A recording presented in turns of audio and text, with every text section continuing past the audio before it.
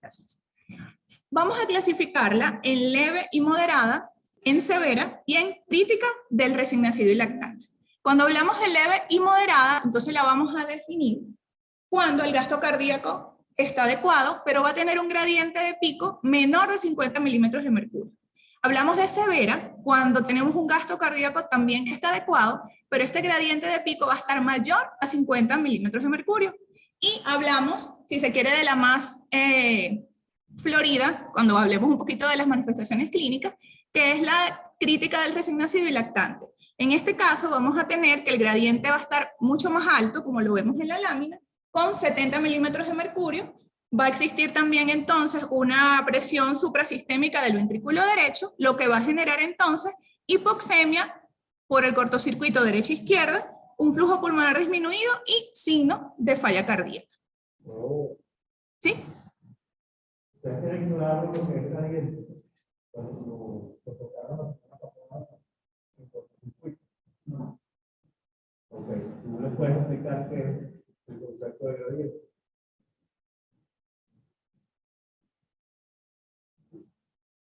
Okay. ¿Qué quiere decir cuando tú hablas que el gradiente pico, en el caso de las leves a moderadas, es menor de 50 milímetros de mercurio?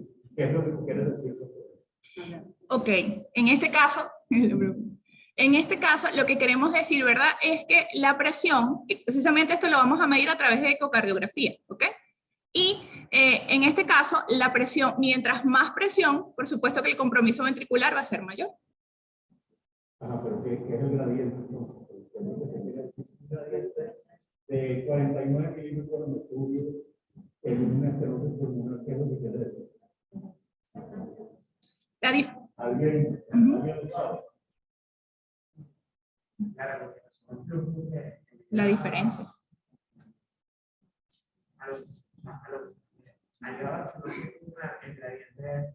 El flujo con el cual ocurre la diferencia de presión. Gradiente es diferencia de presiones. Entonces, cuando tú tienes, y esto es válido para todo. Esto es un concepto que tenemos que tener bien claro, porque nos sirve a nosotros para evaluar no solo estenosis, no solo válvula pulmonar, a nivel de cualquier patología valvular y también de perforación de aorta. También lo vamos a ver. Nos fijamos mucho para el manejo terapéutico de estos pacientes y para la clasificación de estos pacientes en el gradiente.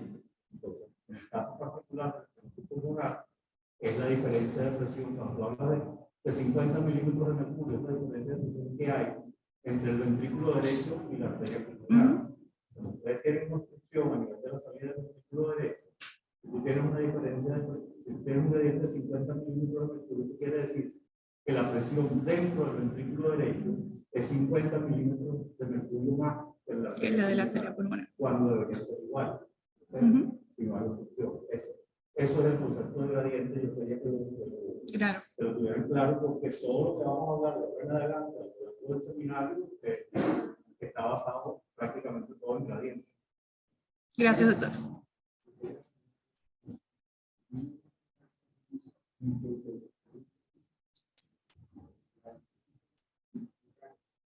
Mayor.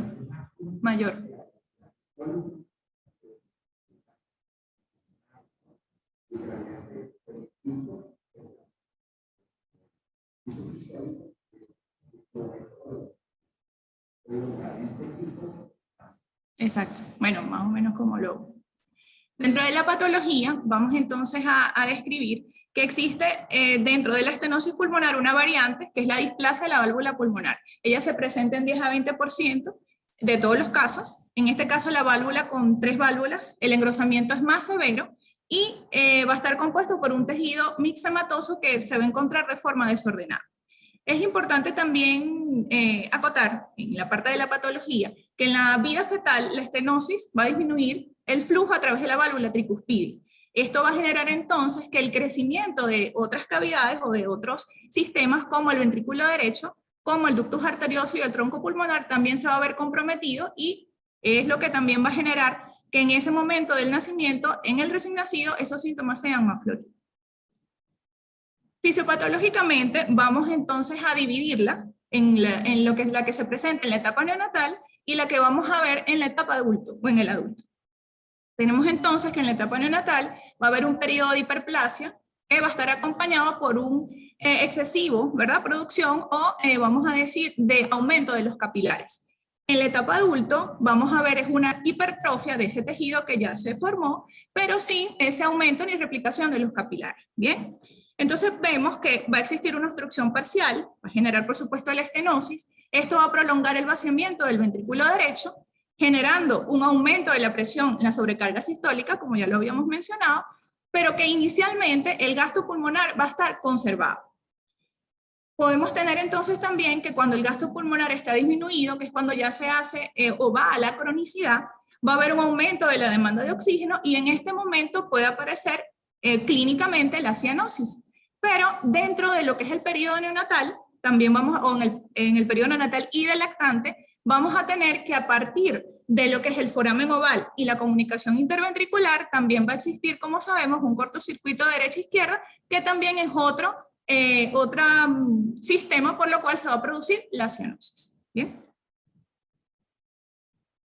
Clínicamente, ¿cómo lo vamos a ver? Pues entonces existen dos presentaciones clínicas. Tenemos en el neonato y lactante y en el preescolar adolescente y o adulto. Tenemos entonces que en el neonato, como ya lo habíamos mencionado, las manifestaciones van a ser mucho más floridas, precisamente por la parte de la fisiopatología que ya hemos conversado. Entonces, uno de los síntomas principales, los signos principales va a ser la cianosis. Disnea durante la alimentación, sudoración profusa, al examen físico vamos a encontrar hepatomegalia, un corazón que va a estar hiperdinámico, va a haber un soplo eyectivo a nivel del foco pulmonar, que lo podemos ocultar grados 4 o grados 5, y que se va a irradiar a la región supraesternal y también en la espalda. Tenemos entonces que a nivel de lo que es el preescolar y adolescente, básicamente en su mayoría van a ser asintomáticos y no van a ser más que unos diagnósticos que vamos a encontrar en un paciente que podamos ocultar un soplo, ¿ok? Y que podamos orientarlo a que pueda hacer una estenosis pulmonar. Entonces este soplo, ¿cómo lo vamos a ocultar? Es un soplo eyectivo también, que básicamente se encuentra en el foco pulmonar, puede presentar disnea de esfuerzo, puede haber mareo, síncope o dolor precordial, pero todo esto va a estar asociado a un esfuerzo físico importante, o sea, no va a aparecer de manera súbita. El diagnóstico, pues básicamente nos vamos a guiar desde el punto de vista clínico, como ya lo hemos mencionado, electrocardiograma, radiología de tórax y la ecocardiografía Doppler. Tenemos entonces que a nivel del electrocardiograma que vamos a evidenciar un eje desviado a la derecha, y cuando encontramos que la estenosis es severa, podemos encontrar que el grado va a estar por encima de 150. Vamos a tener una onda T positiva en precordiales derechas, una onda R mayor de 20 milímetros y una onda P picuda que va a encontrarse mayor de 2.5 milímetros, como lo vemos en la imagen. En B1 podemos verla y también en D2. Desde el punto de vista radiológico, pues en su mayoría van a ser normales, excepto en el periodo neonatal, donde vamos a encontrar una disminución del flujo pulmonar con prominencia del tronco, en este caso, por supuesto, de la pulmonar, como vemos allá en aquella imagen donde se evidencia.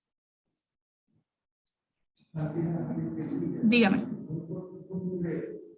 ¿Qué otra cosa es fundamental de las clases simples que yo tengo que para hacer el diagnóstico articular? ¿Qué se te ocurre que lo presenta? Tú mismo lo dijiste que sí. Está poniendo una sobrecarga de presión del ventrículo derecho. ¿Y qué implica una sobrecarga de presión de la derecha? Puede ser un compensador de la sobrecarga de presión. Sí, hay una hipertrofia, puede haber una hipertrofia al ventrículo derecho.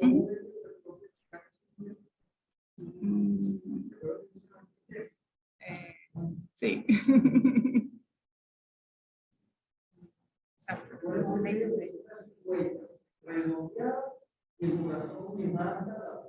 Exacto. La naricita parada. La naricita está parada o debe conjugar. Sí, sí, sí. Está bien. Desde el punto de vista entonces del ecocardiograma Doppler, que va a ser el diagnóstico confirmatorio, tenemos que va a haber una hipertrofia del ventrículo derecho. Vamos a demostrar también con el ecocardiograma la localización anatómica, como lo mencionamos en las primeras láminas. Va a permitir medir el gradiente de presión. Vamos también a evidenciar una insuficiencia tricuspidea que puede ser variable y el cortocircuito de derecha a izquierda auricular. Básicamente eso es lo que nos va a permitir el ecocardiograma Doppler. El tratamiento. Dentro del tratamiento, en los casos leves, no amerita tratamiento, sino vigilancia y seguimiento, por supuesto. El tratamiento farmacológico va a estar solamente asociado al periodo neonatal y en este caso, para mantener el ductus arterioso, utilizamos lo que se debe utilizar es la prostaglandina E1. El tratamiento de elección en general va a ser la valvulotomía pulmonar con catéter balón. Tiene sus indicaciones específicas. En este caso va a ser para los casos severos, cuando encontramos un gradiente pico mayor a 55 milímetros de mercurio o un gradiente medio que esté por encima de 35 milímetros de mercurio, y en una secuela que podemos encontrar en el caso de posterior a la intervención, ¿verdad? Que esto se hace a través de cateterismo, es la insuficiencia pulmonar grado 2, que muchas veces no genera ningún tipo de repercusión. En los casos más severos, por supuesto, el tratamiento definitivo va a ser quirúrgico, ¿ok? Y de seguimiento también continuo. ¿Sí? Hoy en día es casi casi muy excepcional que un paciente con cualquier grado de severidad Sí. todos van a Valvulotomía. a resolución por vía percutánea, inclusive las intervenciones en esos pacientes Se hace con lo mismo. 6 años que no veo un paciente quirúrgico.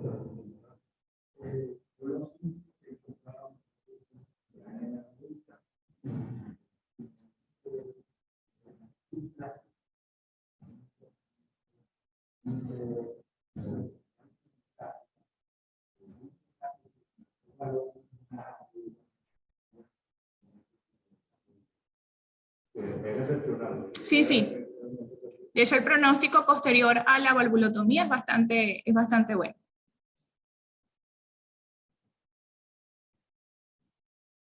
Buenas tardes, mi nombre es Teodobeli Salazar y para continuar vamos a hablar sobre coartación de la aorta. Para definirla, vamos a definirla como la disminución o la estrechez en la aorta que puede presentarse en cualquier nivel o cualquier segmento de la misma, ocasionando una disminución del flujo sanguíneo. Con respecto a la incidencia, oscila entre 0.6 de 0.2 a 0.6 por cada 1000 recién nacidos vivos. Es de la quinta a la octava cardiopatía congénita más común.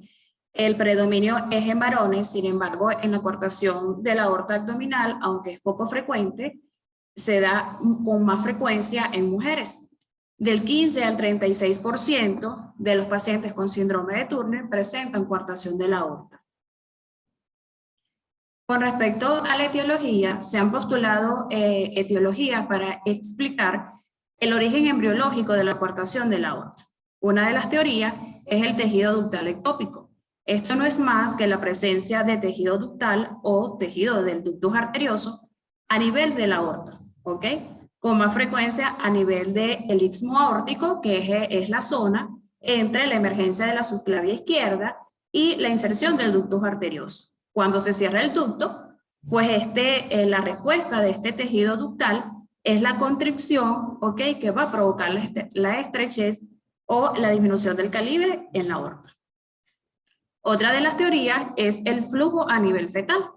Esto se debe a la presencia, cuando hay presencia de lesiones obstructivas del ventrículo izquierdo, ¿ok? Va a producir una disminución del flujo que va a llevar a una hipoplasia del arco aórtico. Con respecto a la clasificación, existen varias clasificaciones, una de las cuales tenemos la clasificación anatomopatológica. Esta se basa en la relación de la localización de la coartación con el ductus arterioso. Entonces vamos a tener una coartación preductal ¿ok? Que es aquella que se da antes de la inserción del ductus, ubicada en el callado aórtico, ¿ok? Generalmente se presenta en neonatos. La coartación justaductal, que es a nivel de la inserción del ductus, es decir, en el istmo aórtico, como mencioné, es la zona que se ubica entre la emergencia de la subclavia y la inserción del ductus arterioso, y es la localización más frecuente de la coartación de la aorta. Con respecto a la postductal, pues entonces toda coartación que se presenta posterior al ductus, es decir, se puede encontrar al nivel del segmento torácico o segmento abdominal, sin embargo, es muy infrecuente. Y desde el punto de vista clínico, que es práctico para nosotros como pediatra, pues vamos a tener una clasificación infantil, porque es la que se presenta en neonato, está relacionada con la hipoplasia del arco aórtico y generalmente se asocia a malformaciones asociadas, incluso a coartaciones aórticas severas. Y la de tipo adulto, ¿por qué? Porque se presenta por encima de los 2 años y generalmente no se asocia a malformaciones. Otra de las clasificaciones es de clasificación quirúrgica, la cual se clasifica en coartación de aorta aislada, coartación de aorta y defecto septal intraventricular, y coartación de la aorta y anormalidades intracardíacas. Cuando tenemos un paciente con coartación de la aorta, las coartaciones pueden estar asociadas a anormalidades intracardíacas, de las cuales una de las más frecuentes es la válvula aórtica bicúspide, que oscila entre un 15 a un 85%. También se pueden encontrar defectos septales interventriculares en un 55%. También puede haber la presencia de anormalidades de la válvula mitral. Y estos pacientes, un 13% aproximadamente, que presenten coartación de la aorta, pueden tener aneurismas intracraneales. Incluso la coartación de la aorta puede estar asociada a cardiopatías complejas, como canal AB, como transposición de grandes vasos y el truncus arterioso. Con respecto a los aspectos fisiopatológicos de la coartación de la aorta, cuando tenemos la obstrucción, cuando tenemos la estrechez o disminución del calibre de la aorta, pues nosotros vamos a tener un aumento de presión del ventrículo izquierdo para vencer esa obstrucción, que va a llevar a lo largo a una hipertrofia ventricular con posterior falla ventricular y edema pulmonar. En los neonatos, pues cuando ocurre el cierre del ductus arterioso, los neonatos tienen una mala respuesta a la poscarga. Entonces nosotros vamos a tener que hay un aumento de la presión al final de la diástole, ¿okay? Que va a llevar un aumento de la presión auricular izquierda, a edema pulmonar y a un cortocircuito de izquierda a derecha por el foramen oval.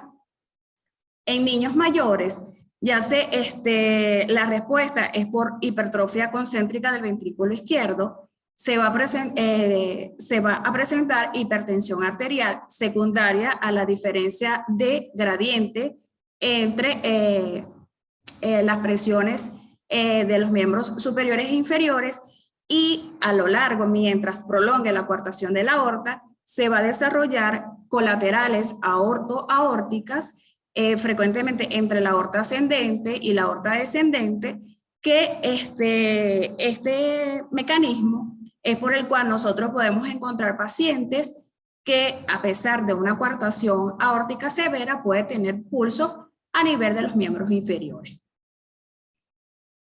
Con respecto a las manifestaciones clínicas, pues va a depender mucho de la localización, del grado de coartación y de la presencia o no del ductus arterioso. Con la clínica del neonato, pues generalmente aparece entre la segunda y la tercera semana de vida. Son recién nacidos que si el ductus se cierra de forma completa, pues es un recién nacido que nosotros vamos a tener prácticamente en shock, ¿ok? Sin embargo, cuando nos llega a nosotros, cuando nos llega al servicio de urgencia, pues nosotros vamos a pensar en cualquier otra patología que en la misma coartación. Sin embargo, a medida que vamos observando y evaluando al recién nacido, se van asociando oliguria prerrenal, acidosis metabólica, y lo más característico es la aparición de ese gradiente tensional entre miembros superiores y miembros inferiores, con hipertensión en miembros superiores. Cuando el cierre del ducto se hace de forma gradual, pues nosotros vamos a tener una clínica gradual, ¿ok? Que se puede manifestar con una dificultad respiratoria progresiva y posteriormente se van asociando a la clínica anteriormente mencionada. Siempre se debe descartar las alteraciones neurológicas por lo frecuentes que son los aneurismas cerebrales. Con respecto a las manifestaciones clínicas de preescolares o mayores, pues generalmente la clínica son hallazgos casuales de un soplo cardíaco, de hipertensión arterial, y lo característico es disminución de los pulsos en miembros inferiores.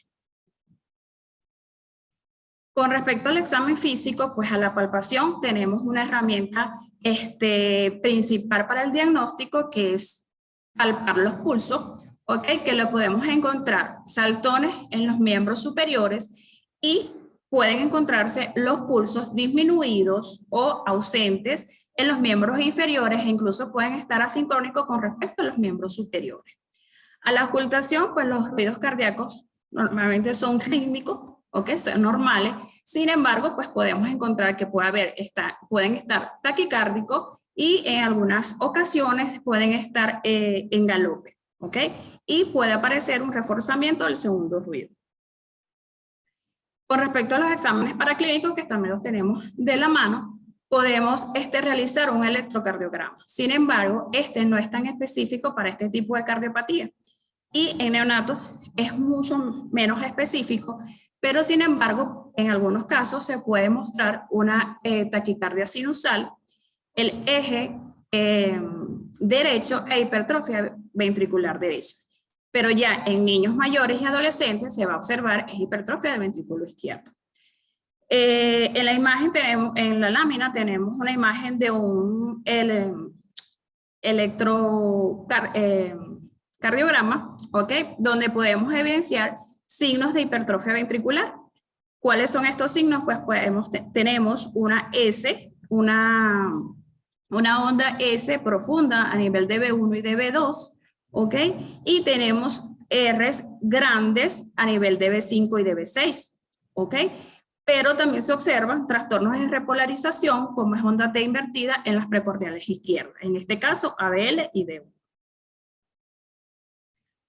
Con respecto al ecocardiograma, pues el ecocardiograma te va a dar una evaluación anatómica y funcional de los pacientes con coartación aórtica y lesiones asociadas. El doble color mostrará una aceleración en la velocidad de flujo en el sitio de coartación y el doble continuo es un flujo de alta velocidad que se extiende durante la diástole. Con respecto a la resonancia magnética, pues esta va a detallar más lo que es la estructura anatómica y se utiliza para los seguimientos de los pacientes operados y a los cuales se les realizó una intervención, un procedimiento intervencionista de hemodinámica. Ya el cateterismo cardíaco se utiliza cuando ya los métodos diagnósticos no invasivos no se obtiene la información adecuada, es decir, no son concluyentes, o si se sospecha de alguna anomalía asociada que tiene incidencia en la conducta o previo al cateterismo intervencionista. Con respecto al manejo, el manejo debe ser un manejo, lo vamos a catalogar como preoperatorio. Debemos saber que el tratamiento de la coartación aórtica es quirúrgico, ¿ok? Pero nosotros debemos tener un manejo preoperatorio, es decir, antes de esa cirugía. En los neonatos, que es donde podemos ver la clínica más florida, más compleja, ¿ok? Deben tener una estabilización clínica preoperatoria, ¿ok? Debemos mantener al recién nacido en condiciones hemodinámicas estables, debemos garantizar un adecuado equilibrio ácido-base, una perfusión renal adecuada y debemos evitar el cierre del ducto, ¿ok? Que se puede realizar a través de la infusión de prostaglandina E1. que su objetivo principal es mantener el ductus abierto y relajar esa presencia de ese tejido ductal, como mencioné en la fisiopatología, que se encuentra en el sitio de la coartación. No se deben usar vasodilatadores sistémicos y la ventilación mecánica, ¿ok? Porque generalmente muchos de estos pacientes van a requerir la ventilación para la estabilización, pero en los pacientes con cortocircuito de izquierda a derecha, debemos tratar de evitar la hiperventilación y las fracciones de oxígeno muy altas. Siempre debemos valorar la isquemia de otros órganos. En el sistema nervioso central siempre debemos descartar el aneurisma cerebral, debemos descartar también procesos de enterocolitis necrotizante. En los lactantes mayores, como lo vimos en la clínica, pues ocasionalmente requieren estabilización y mencionan que los betabloqueadores prequirúrgicos disminuyen el fenómeno de rebote en el postoperatorio. Cuando, con respecto a la cirugía, nosotros debemos saber cuando un paciente pues requiere una cirugía de forma inmediata y cuando no. Los neonatos con diagnósticos de coartación de la aorta que presenten insuficiencia cardíaca son candidatos de una cirugía inmediata. En el recién nacido o lactante que presente coartación de la aorta con que no haya presencia de insuficiencia cardíaca, pues nosotros tenemos chance de preparar al paciente y de hacerlo por cirugía electiva. Y la angioplastia, pues con balón durante el cateterismo, es una alternativa que se puede utilizar en vez de cirugía. Ahí tú mencionabas que los pacientes no deberían ser hiperventilados prequirúrgicamente, son específicamente para los recién que dependen del ducto. ¿Okay? Porque si tú hiperventilas o pacientes, probablemente no lleguen a cirugía. Con la coartación de aorta, siempre, casi siempre me toca coordinar este seminario a mí.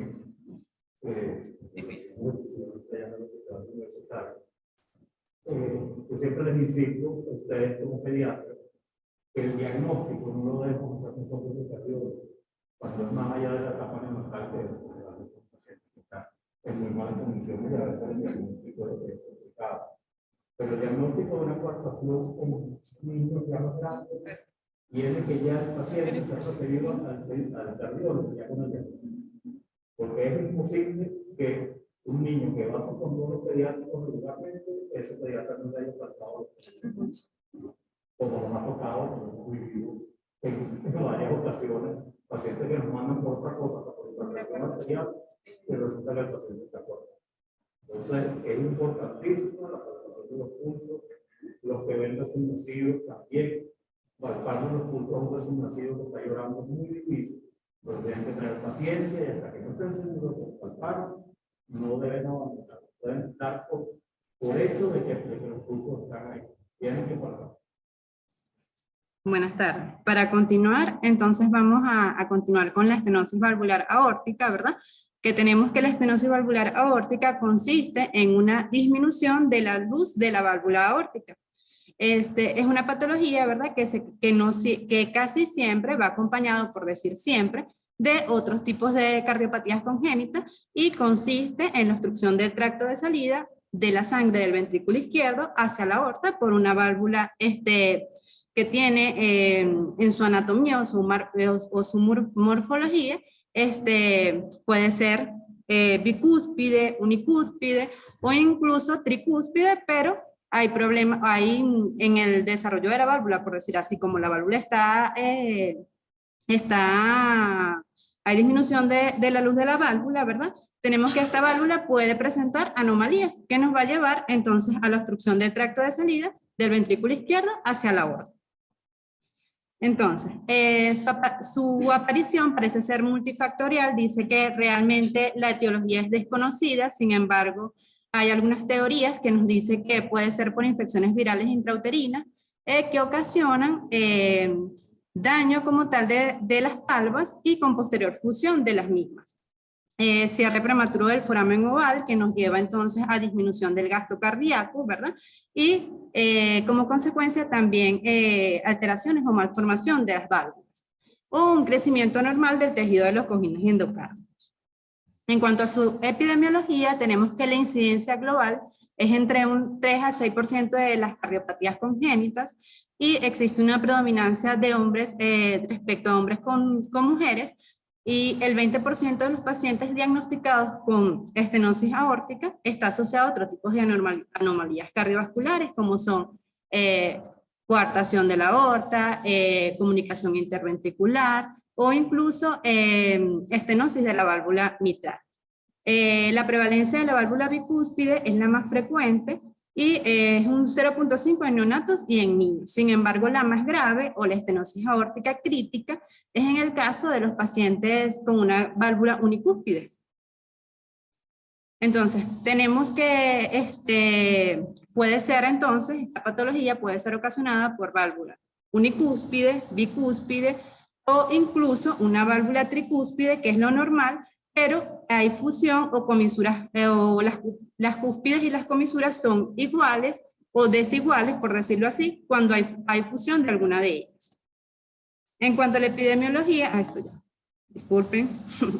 En cuanto a la fisiopatología, tenemos que hay estenosis aórtica o estenosis de lo que es de la válvula aórtica, ¿verdad? Que me va a llevar como consecuencia a un aumento de presión del ventrículo izquierdo, que la fuerza que va a vencer para esa sangre salir, ¿verdad? Es mucho mayor, el corazón se tiene que contraer con mucho más esfuerzo, lo que me va a llevar a una hipertrofia del ventrículo izquierdo. Posteriormente, esto se va a traducir entonces en una disminución de la contractilidad y distensibilidad del miocardio como tal. Va a haber un aumento de la presión de la telediástole del ventrículo izquierdo, ¿verdad? Que se va a manifestar luego con una disminución de la perfusión coronaria que me va a llevar isquemia e infarto subendocárdico, y hay un daño y disfunción de la fibra miocárdica. Es importante mencionar, ¿verdad?, que aquí ya, cuando ya la patología está establecida como tal, va a haber disminución del gasto cardíaco. Entonces, en la parte intrauterina, ¿verdad?, tenemos que va a haber un aumento de la presión arterial izquierda y cortocircuito de izquierda a derecha a través del foramen oval. Me va a condicionar que este recién nacido puede ya nacer con problemas graves, ¿verdad? Y puede nacer incluso con signos de insuficiencia cardíaca congestiva. Entonces, tenemos entonces la clínica, que no es más que en caso de estenosis aórtica crítica con una válvula unicúspide o bicúspide, se establece en las primeras semanas de vida a consecuencia de la incapacidad del ventrículo izquierdo para mantener un gasto cardíaco adecuado. Entonces, los síntomas son propios de insuficiencia cardíaca congestiva como tal.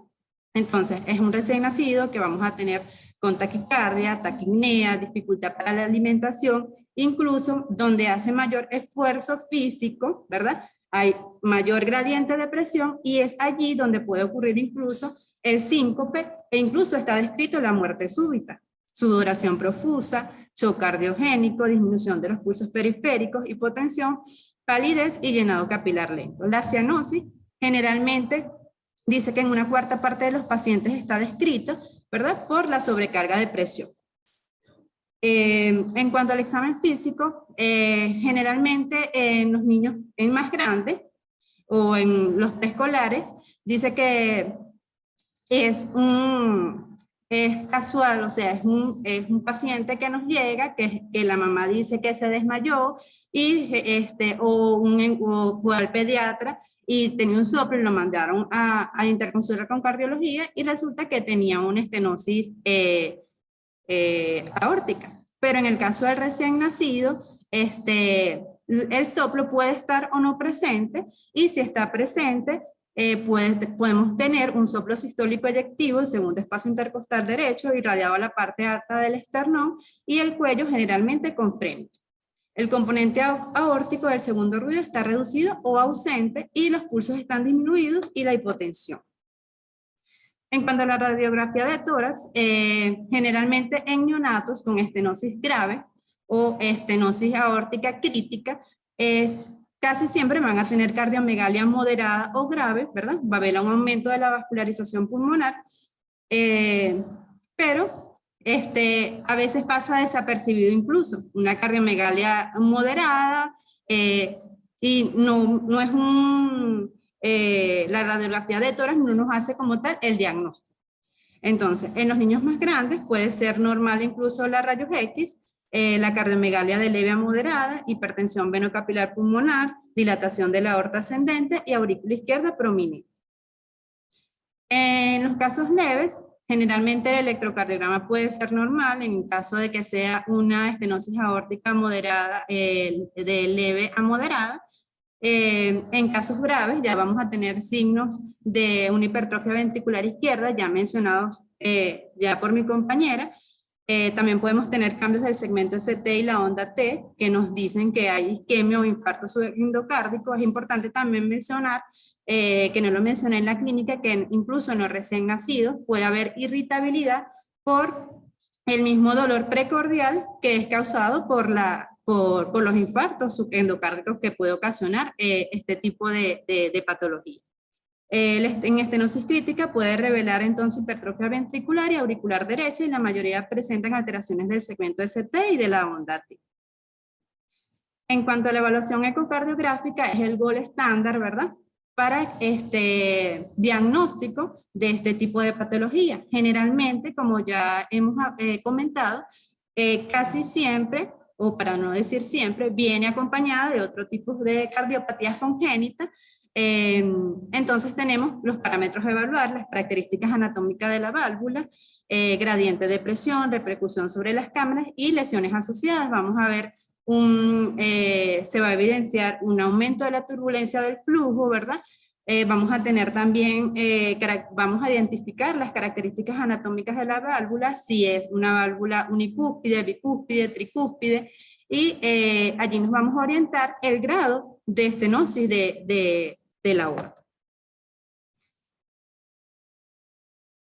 En cuanto al tratamiento, ¿verdad? En cuanto al tratamiento, entonces tenemos en neonatos, en estenosis aórtica crítica, tratamiento de la insuficiencia cardíaca, igual el uso de prostaglandinas para mantener el ductus entonces abierto, por decirlo así, ventilación mecánica, al igual como ya lo explicó mi compañera. Intervencionista, generalmente esto es paliativo, que sería valvuloplastia percutánea con balón y valvulotomía percutánea. Generalmente, o en casos graves, que es en el recién nacido, donde ya haya tenido una estenosis aórtica crítica, el tratamiento de elección es una valvulotomía quirúrgica. La mejoría tras el tratamiento se manifiesta entonces con un aumento del gasto cardíaco, ¿verdad? Inicio de la diuresis, desaparición de la acidosis y mejoría de los pulsos. ¿Qué es lo que tenemos con la prostaglandina entonces? Es para mantener la permeabilidad del ducto, ¿verdad? Disminución de la mortalidad y puente para la intervención de cateterismo hasta estabilizar entonces al paciente.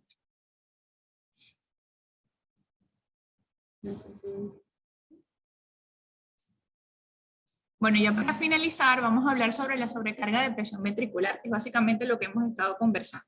Principalmente ocurre por una obstrucción al flujo de sangre.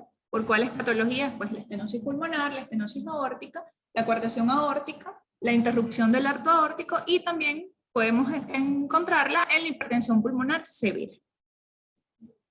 ¿Cuáles van a ser las repercusiones fisiopatológicas de la sobrecarga de presión ventricular? Pues la consecuencia inmediata es, por supuesto, el aumento de la postcarga, aumento en la presión de la contracción ventricular, aumenta la capacidad para generar presión. Esto va a generar que pueda producirse una hipertrofia concéntrica y el ventrículo finalmente no se dilata por el aumento de la presión ventricular tan elevada. En diagrama vamos a verlo así. Inicialmente, ¿qué va a ocurrir? Inicialmente va a ocurrir una compensación, donde ocurre una distensibilidad, pero que va a estar conservada. ¿Esto qué genera? Genera una resistencia al paso de la sangre, que se va a expresar en aumento de la postcarga. Esto también va a generar un aumento del grosor de la pared, que se va a expresar entonces en un aumento ventricular izquierdo, ¿ok?, de la presión. Va a encontrarse también un radio ventricular conservado y el consumo de oxígeno hasta este nivel está conservado. va a ocurrir entonces la hipertrofia concéntrica, que esto va a ser progresiva, por eso lo llamamos a la cronicidad.